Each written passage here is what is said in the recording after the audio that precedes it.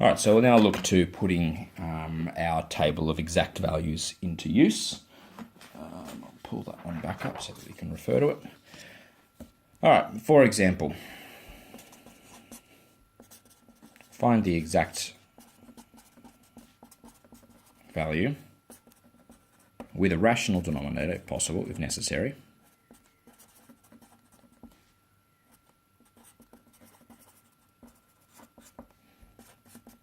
of,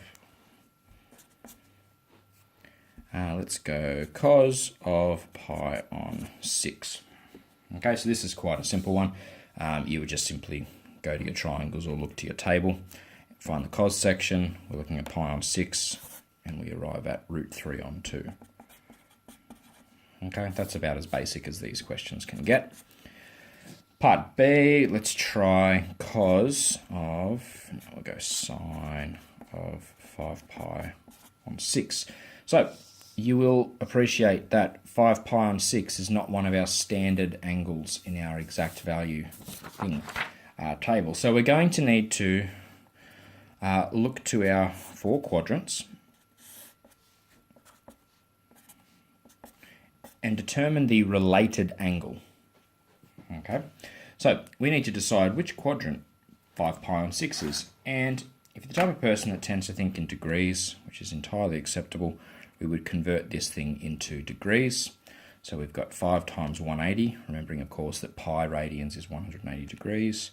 And divide that by 6 and we have 150 degrees.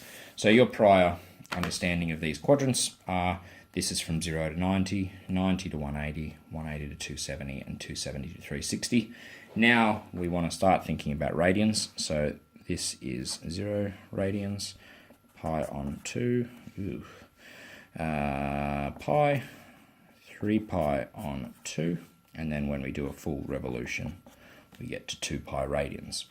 So I think it's clear to see that this angle here is the same thing as pi minus a certain amount of angle. So it's clear to see that it belongs in here, and confirmed it was 150, so it belongs somewhere in this vicinity. Okay, this being the angle 5 pi on 6. If you think about what additional amount of radian measure we require to turn this 5 pi on 6 angle into pi, well, what are we missing? We're missing pi on 6. Right? Clear to see now that if you add these two together, 5 pi on 6 plus pi on 6, we get 6 pi on 6, which simplifies to pi. So the related angle that we're talking about here is pi on 6. We also know that from our quadrants that all stations to central, the A says that all of the 3 trig ratios, sine, cos, and tan, are positive in the first quadrant. In the second quadrant, only sine is positive. In the third quadrant, only tan is positive, and in the fourth, cos is positive.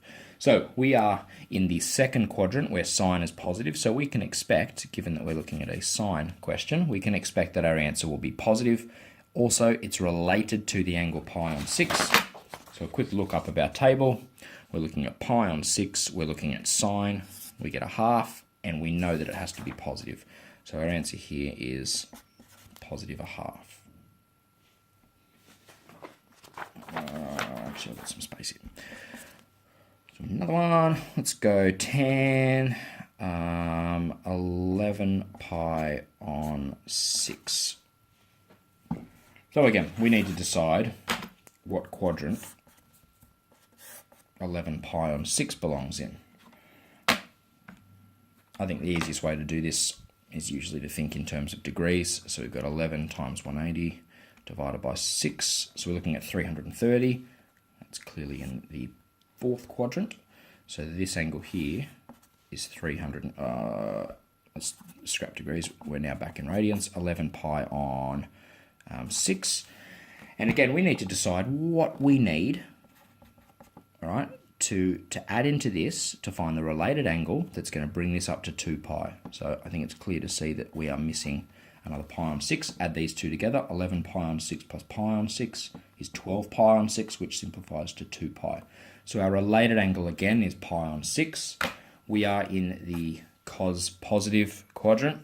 So given that we have a tan ratio here, we are expecting our answer to be negative. So before we can even find a value, I know that my answer is going to be negative.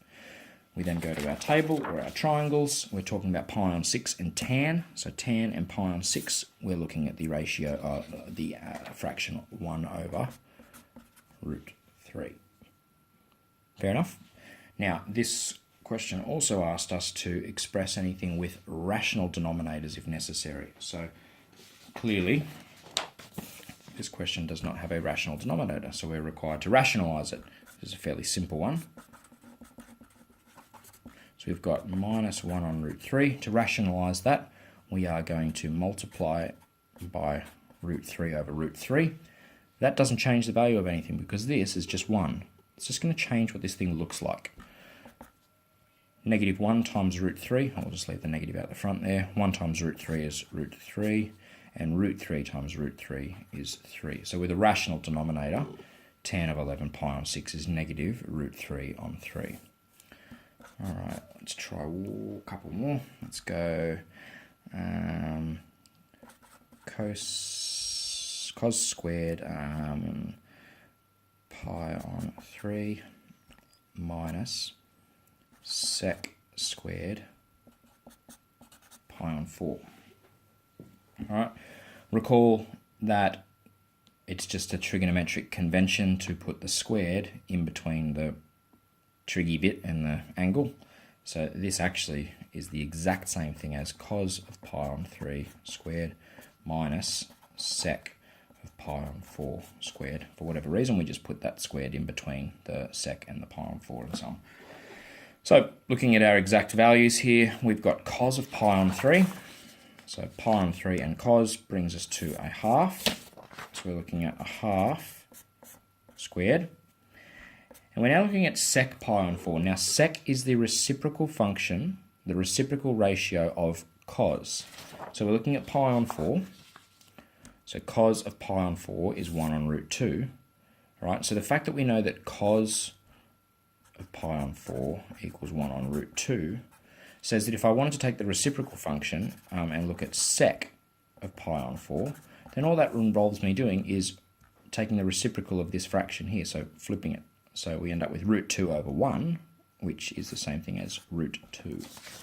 So we're replacing sec pi on 4 with root 2, all squared. So this time we have 1 on 4 when I square that, minus root 2 squared is 2.